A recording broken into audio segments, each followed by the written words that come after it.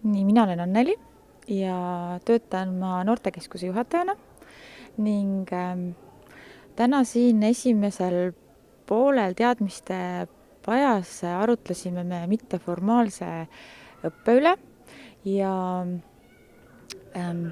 kõigepealt ma pean ütlema, et ma praegu kohanesin nüüd kõige selle uue infoga, mis ma sain, mis oli ka nii-öelda viimase osa nii-öelda üks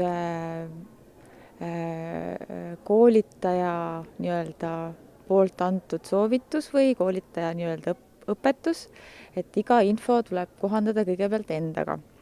Ja rääkides nüüd mitteformaalsest õppest, siis esimene osa päevast siis käsitleski seda, et kuidas tänapäeva muutumas maailmas on muutunud mitteformaalse õppe roll.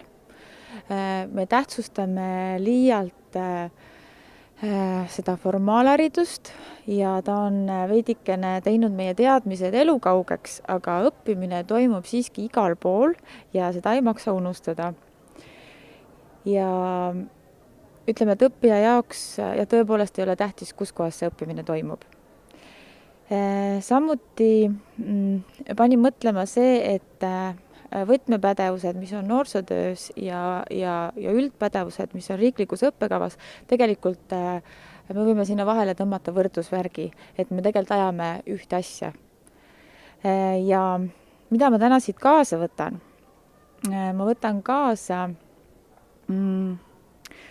sellise asja, et kuidas mina kui noortega tegeleja, nii-öelda noorte koolitaja, saan siis anda panuse, et siduda just omavahel neid valdkondi ja samuti anda noortele suurem vastutus ja et nad saaksid ise teha asju ja saada läbi selle kogemuste võrra rikkamaks.